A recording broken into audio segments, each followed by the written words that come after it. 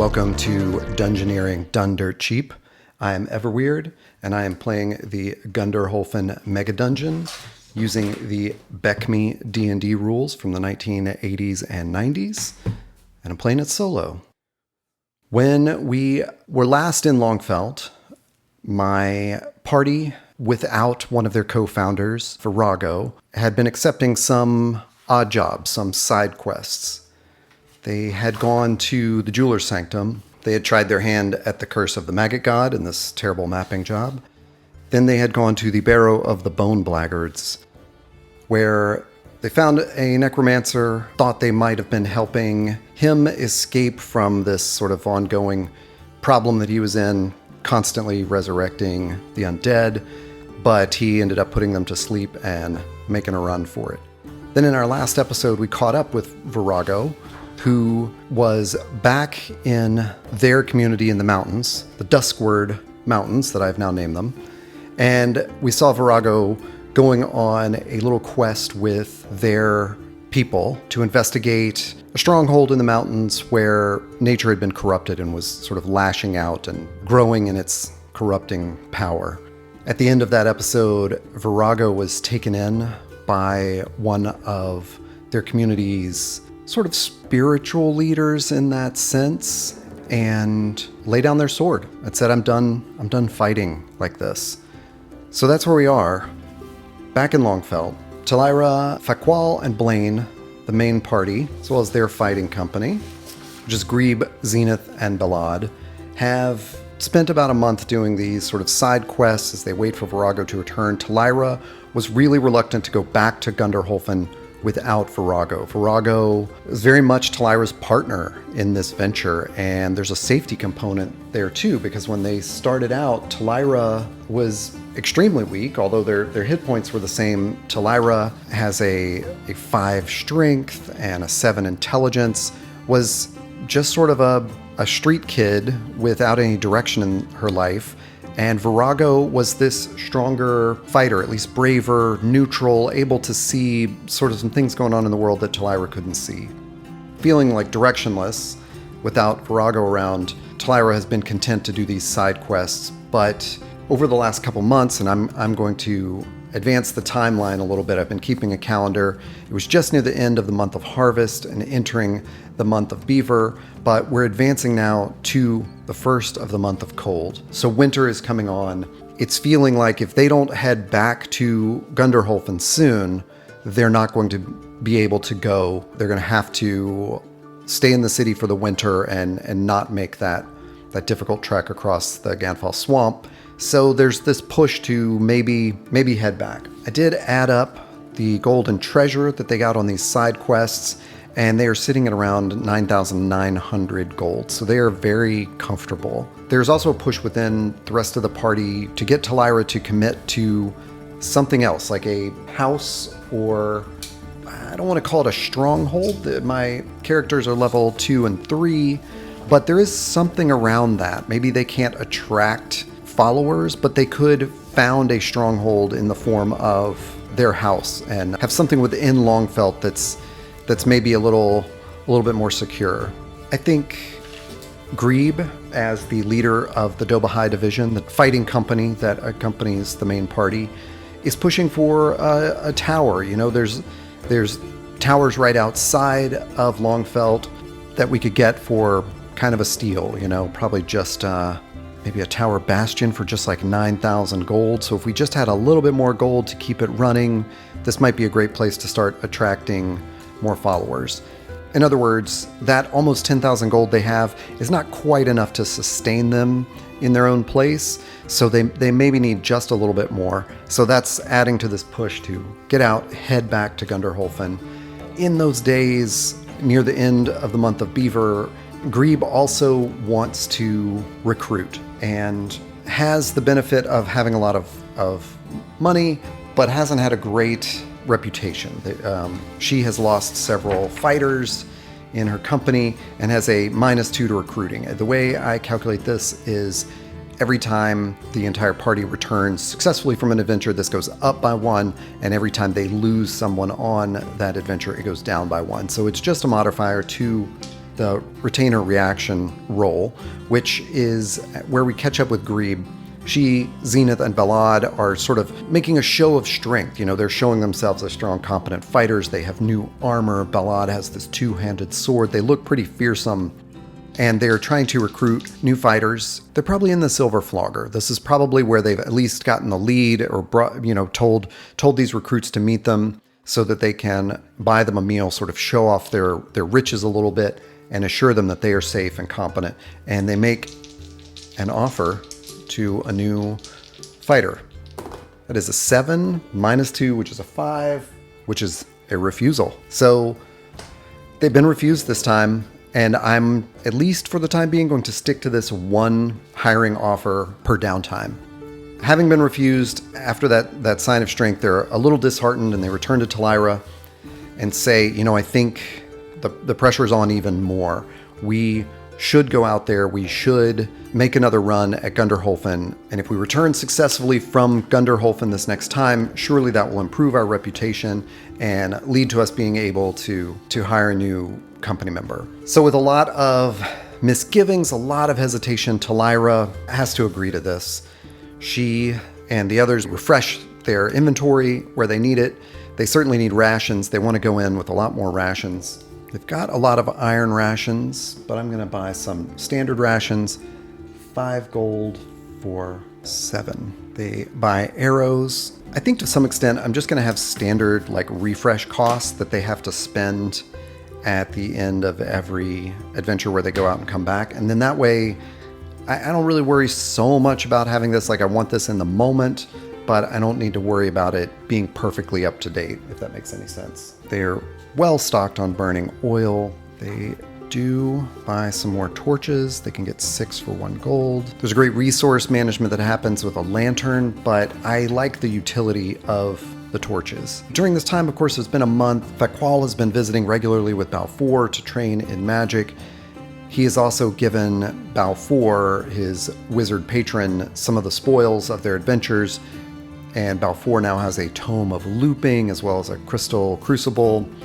And Faqual has made sure to alert Balfour about Quintius, this necromancer that they helped escape from the Barrow of the Bone Blackguards, but who then turned on them, put them to sleep, and ran off.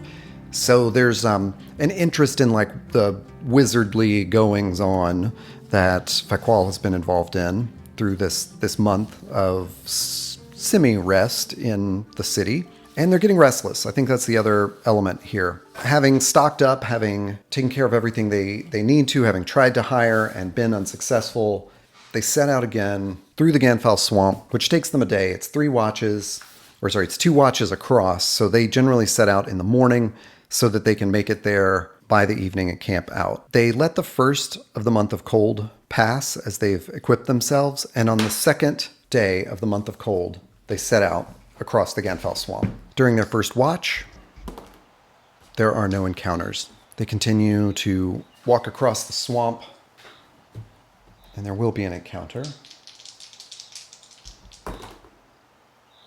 They hear footsteps, and it sounds like perhaps this is a human-sized creature who possibly tried to cover up their footsteps, tried to move silently, but was unable to.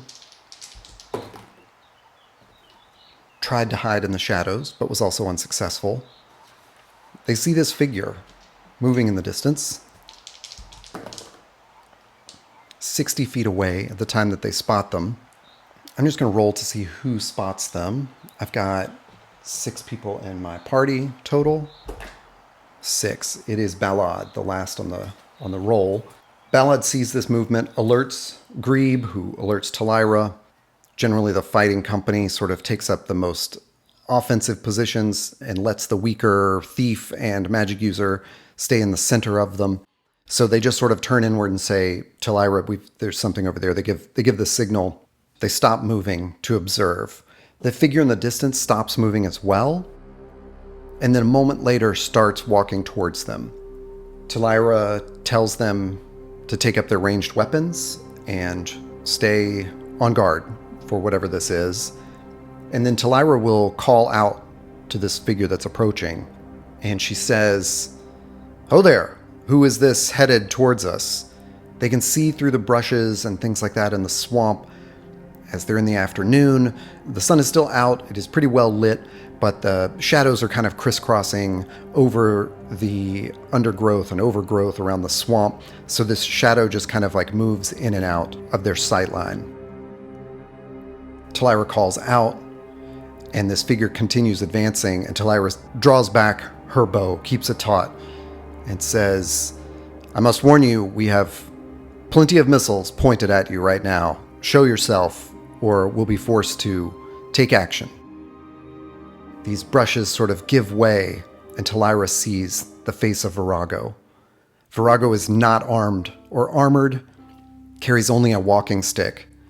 Talira is so startled that she lets go of her bow and fires the arrow up into the air. The others recognize Verago, or those that do recognize Verago, I think everybody's been here, and shout out, and Talira runs across the remaining 30 feet or so to Verago and just embraces them hard. Talira comes in and grabs Verago.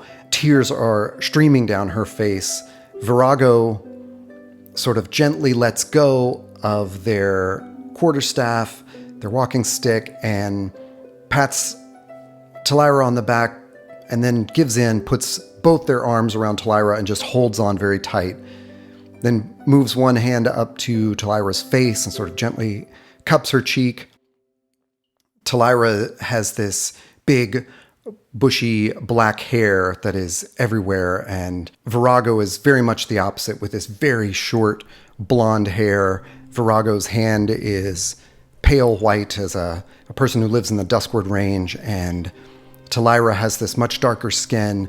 Verago is cupping Talira's very small head in their very large hand and says, "Of course you knew I would return, right?"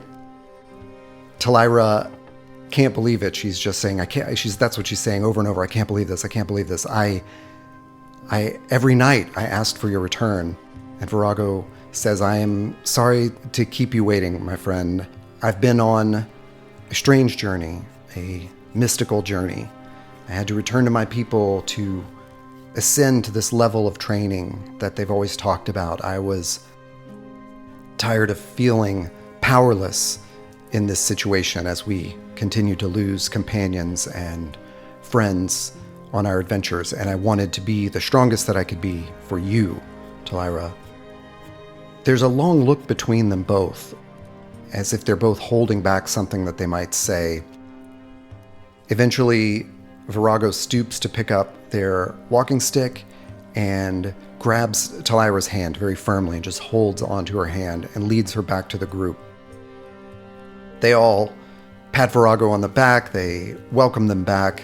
They are very happy to have someone along, but they can't help but notice that Verago has no weapons, has no armor, and is dressed in these different sorts of robes with this purple stitching in them that shows off like seems to be designed to show a mountain range and clouds above that mountain range. They break very briefly. They have a little bit of food to eat. They drink some water, some wine if they've got it. And they ask Verago what went on. Talira especially is just staring at Verago, can't believe that they're back, and is so overwhelmed with joy and feels this new sense of like fear for her friend. Why would my friend show up without armor, without weapons? She is worried now and takes on this worry, and this is not what she thought she would feel when Verago returned. She thought Verago would return even more mightily armored, that Talira would feel this comfort, this defense that was coming into her friend group again, that, you know, that this symbol of strength, Verago, would return and strengthen the party as a result. But instead she feels confused. What is going on here? True, her friend looks more muscular in a way, like tighter, like their body seems to have been honed in a way that they weren't anticipating over these few months that they've been gone.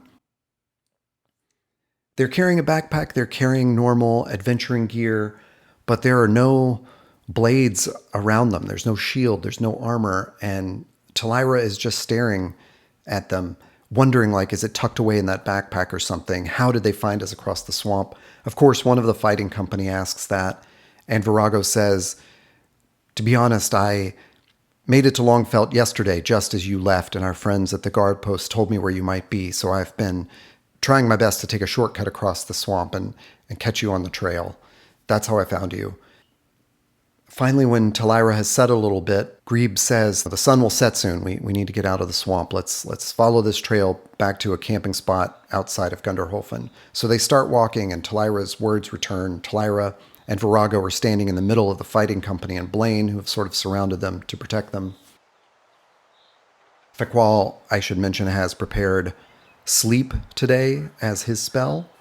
And Talira asks, What did you do? Why do you return without armor? I thought we were going to adventure together. And Verago says, of course, we're going to have many adventures together. But there's this path that my people take where we become what we call the wards of our nature, of our home. And I knew this was something available to me, but I had to return. I had to make this really willful decision to lay down my sword and say, help me become a ward so that I may help my friends. It is a mystical path. It's a spiritual path where my body becomes my weapon, becomes my strength. Although I'm not there yet, I will soon not need any weapon at all.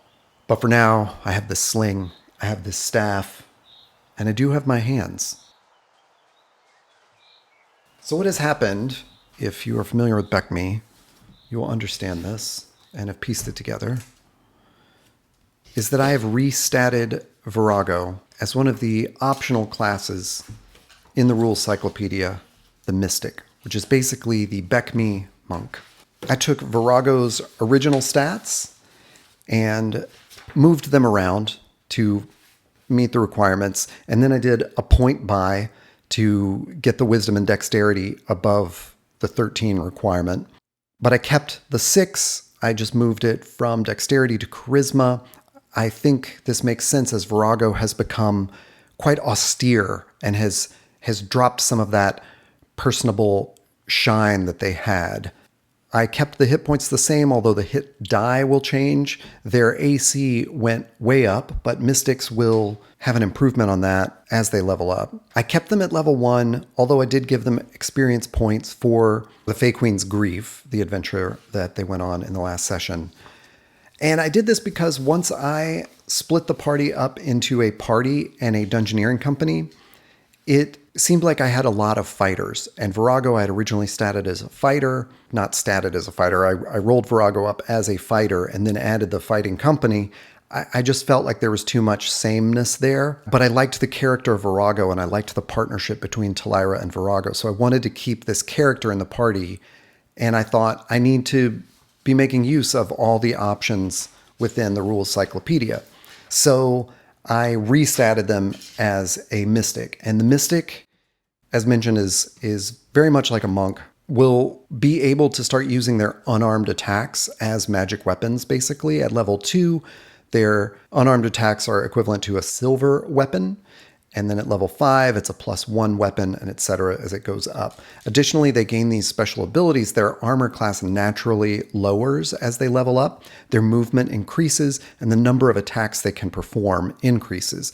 So does their unarmed mystic damage increase as they level up, and they gain these special abilities as they level up. So it's very much like a class that we understand from modern D&D, or I guess AD&D. They also gain all the thief abilities. So that's what was happening as they saw this figure approaching across the swamp. Verago was trying out their new training to move silently and hide in the shadows. And just as Talira experienced, they did not have any luck. In that respect, things are very much familiar and similar to where we left off. They discussed their plan for going into Gunderholfen. The party, having a couple of months to talk about it and plan for what was going on, has decided that possibly the anger of the hobgoblins has changed or abated. There are 3 entrances in the first level.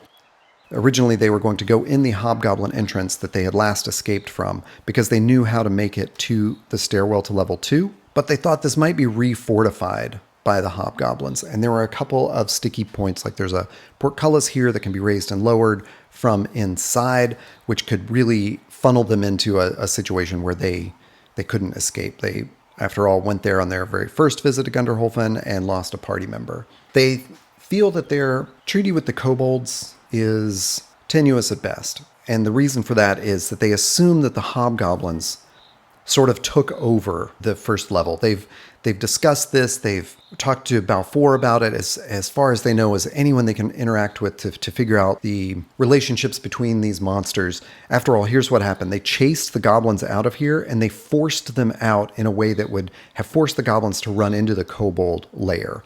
When those unarmed goblins sort of swarmed into the kobold lair, the kobolds probably could have enacted a whole lot of violence on those goblins in their own lair, but may have cleared out or changed their nests within here so that the goblins ended up annexing part of the kobold's lair. When they stole all of the armory of the hobgoblins and made it out through a series of daring escapes, they think the hobgoblins probably have been conducting raids to rearm themselves, refortify themselves, and may have expanded their territory out here, sensing that the shift of power that happened in these other layers.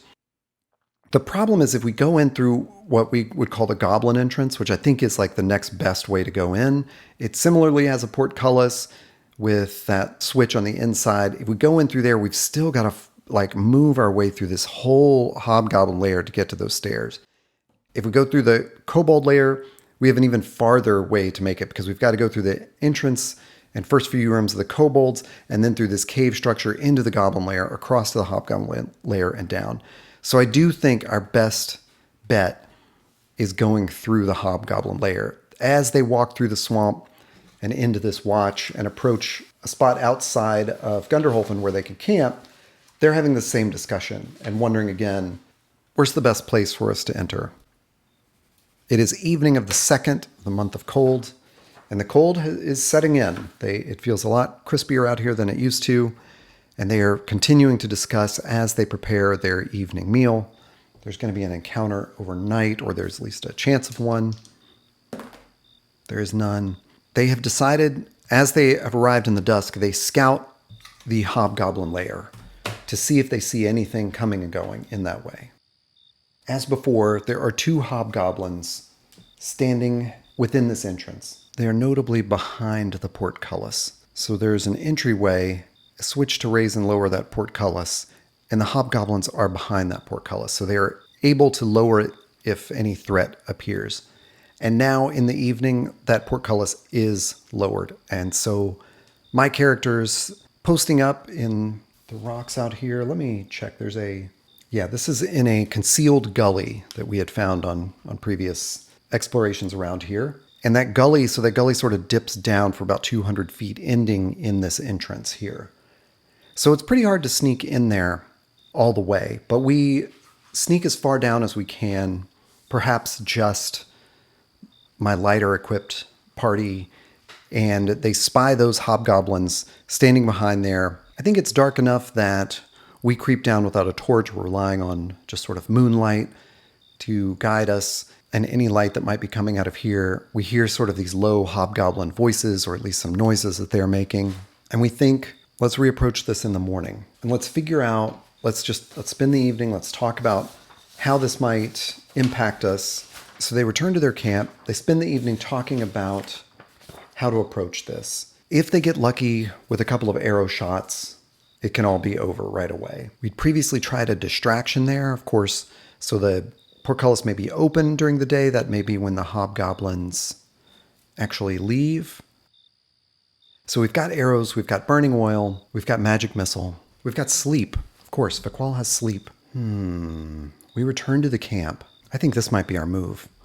We return to the camp and tell the others what we've seen and what we're thinking about. And Faqual speaks up and says, why don't we return right now? And I will put those 2 hobgoblins to sleep. We then have a little bit of time to figure out how to open that portcullis and let ourselves in. Maybe we rig it so that they can't lock it the next day. Or maybe we just let ourselves in right now after we've put them to sleep. But we have some time and we don't have to go in there trying to fight right away. Especially if there were a way to sleep and let Faqual memorize a new spell the next day, that would be especially great. This sounds like a really good idea. So the entire party creeps back down there, And Faqual is going to cast Sleep. I have to refamiliarize myself with Sleep every time I cast it. I don't think there is a save. I believe the Magician rolls one thing and then the DM rolls another. It generally only affects creatures with 4+1 hit dice. I will roll 2d8 to find the total hit dice or experience levels of monsters affected. Victims get no saving throw. And it is up to 16 turns. That's one thing I've goofed up before. I want to say when I've played this in OSE, is it 2d6 total hit dice? At any rate, 2d8 in BECMI. So we make our way as safely as we can down that gully. Faqual only has to be 240 feet away and can definitely hit both of them. Are they 4+1 HD or less? I believe they will be. Yep, they're 1. Okay, so Faqual creeps ahead of the party, sticking to the shadows as best as possible, and casts this. Because there are only 2, there's really no reason for me to roll, so I can roll 2 1s. And now, of course, I'm wondering, because they are a 1+1 HD and I rolled 2 1s, does that work on them? But I believe it does. And they fall asleep for 4d4 turns. 4, 8, 10 turns, so 100 minutes. We have almost 2 hours to try to work out how to sneak in here. So I think the first thing is that Talira is going to do a open locks check. She has improved in her open locks ability. Does not get it. So for the first turn, Talira is checking the lock. And when that fails, we are going to do a force doors with the fighters and Blaine. We got 2 5s, enough to get that open. We creak open this portcullis, and Faqual then walks over to each of the sleeping hobgoblins and cuts their throats, pocketing 20 copper and 12 gold. We see and we know from the last time we explored here that there is a door right there, and that there is usually a room full of guards behind it. If there are guards in that room, ordinarily they would be within the range of the sleep spell, and therefore I could have put them out. But because Faqual, I only rolled a 2 on the HD that he could put to sleep with the sleep spell, only the 2 outside fell. Is this door locked? This is going to change how we do it. Yes, it is locked. So they've locked it at night. That makes some sense. Talira will very quietly try to open this lock. 26 is going to fail by 1. And Verago will say, let me have a try with that. 42 does not work. So the hobgoblins inside hear a little bit of fiddling with the lock. We knew that was inevitable. I'm going to make a reaction roll for them. They are aggressive, so they are planning something on the inside there. There are 4 drinking and gambling hobgoblins. They sit around a table in the middle of this room. Okay, so I'm going to roll a surprise. And no, I'm going to roll initiative. So that makes the most sense. 2. They're going to get to go first. So basically, they've heard us tinkering with the lock, and they punt it open. Verago and Talira are closest to the door, but certainly we are all bottlenecked within here. The fighters and Blaine right behind, Faqual in the back. But this is very dangerous for Verago because they have not gained more HP because they have not actually leveled up. All right, they're coming through with Morning Stars. They're basically only going to be able to hit Talira and Verago, and probably just the 2 hobgoblins could do that. Door bursts open, and there are 4 hobgoblins there, and one of them swings at Talira with a Morning Star. An 18 will hit, does 2 points of damage. The other one swings at Verago. 16 is probably going to hit and does 6 points of damage. So Verago goes down hard, and Talira takes 2 damage. On our turn, Blaine immediately runs up, touches Verago, and casts Cure Light Wounds on them.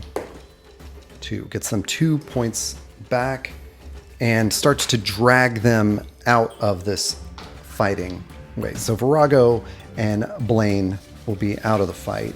Zenith, I think, would have had their longbow at the ready, so fires an arrow in there. 6 misses. Okay. Ballad steps up and swings that 2-handed sword. Misses. Oh, the melee. Grebe with the warhammer. Oh no, Grebe has a new sword +1. So a 16. Okay, so 16 is going to hit and do 2 points of damage to one of them. Blaine has no attack, and Talira is right there in the melee.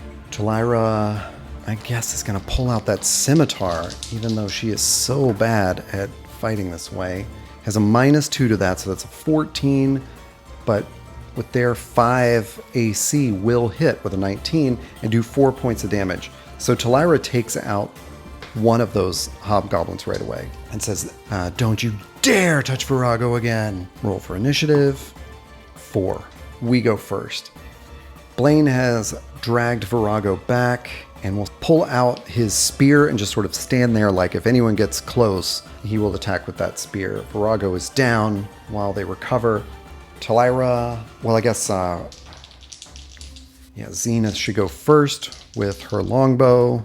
11 doesn't hit. Another arrow goes zooming into that guard room. Talira swings that scimitar at another of them. A 16, 14 is going to hit and does 1 point of damage to another one.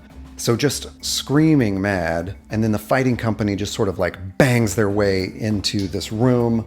So Balad and Grebe jump over Talira and bang past Zenith to strike at the last 2 hobgoblins in the back. Oof, that was Balad missing terribly.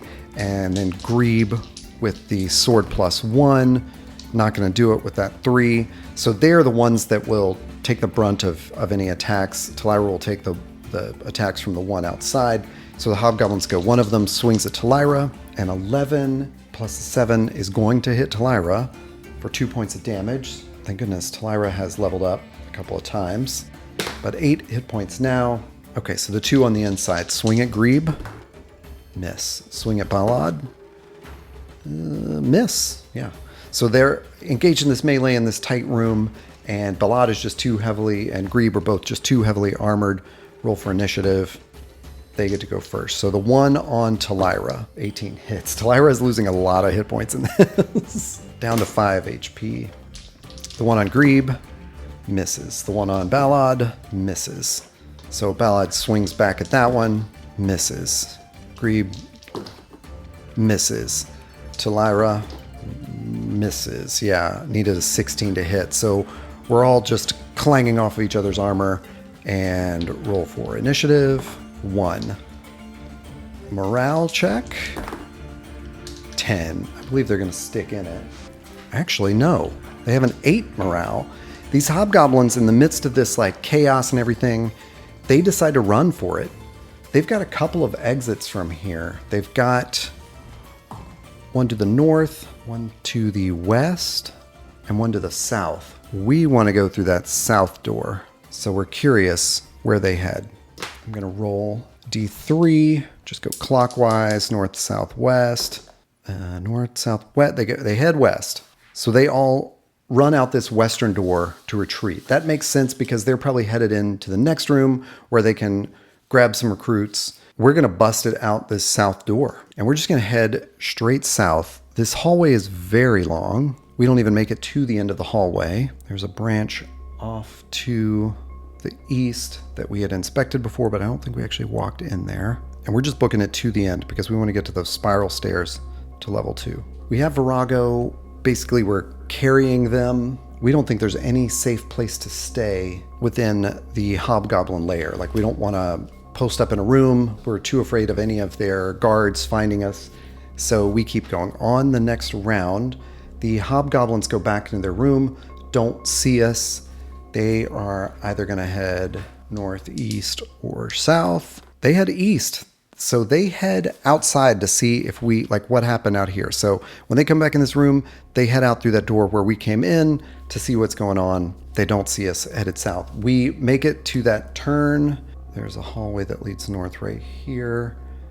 And then there's a long diagonal route, this passage that heads south. And then as it branches purely south, the tunnel joins a natural cave system. There's a narrow, rail-less wooden bridge that crosses a chasm. The chamber and passage beyond are thick with stalactites and stalagmites. Numerous glowing fungi can be seen clinging to the ceilings and walls. The passage continues for some 180 feet before it comes to a cavern with a spiral staircase descending into the earth. So we go across this chasm on this bridge. And we are then in a natural cave room. It's fairly large. There's no great way to guard ourselves here, so I don't think we want to try to rest in this cave. But as that description mentioned, it's another like 180 feet or so. So as we make it around, there's another larger sort of room in this cave before that spiral staircase. And I think that might be where we try to camp for the night. At least we rest and we make Verago comfortable. Talira runs over to Verago and is like, Verago, my friend, what happened back there? I was so afraid that I might lose you. And Verago says, well, I told you I'm getting to that next level where my body's a weapon, but I'm not quite there yet, so I'm still rather weak. They do their best. They have some bedrolls. They set up and they station guards in this passage here so that they can look ahead, hear anything coming. I'm wondering if there's a trap we can set right in this corner right here. Perhaps a tripwire or something. We definitely have lots of rope. We're going to set a rope right there. I don't have any bells or anything. That's dumb.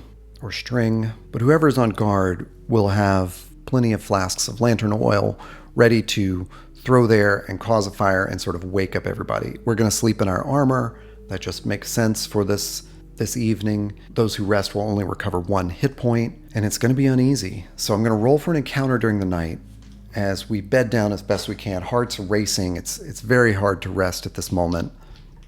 There are no encounters. So the hobgoblins don't come to see us here. Now I'm wondering about this bridge. Maybe we could have set a trap on the bridge across the gorge. I think some of my chaotic party members are tempted to just smash the bridge, but we don't know how to get out of here if we do. And it does seem like this is the only entrance down to the second level. We've got guards here, but also on this end watching that staircase to see if anything might come out of it during the night. It does not. So during the night, Verago recovers 1 HP. Blaine recovers his spell of Cure Light Wounds. Faqual recovers a spell and will once again, upon waking, spend some time preparing sleep. And the next morning, we head into level 2.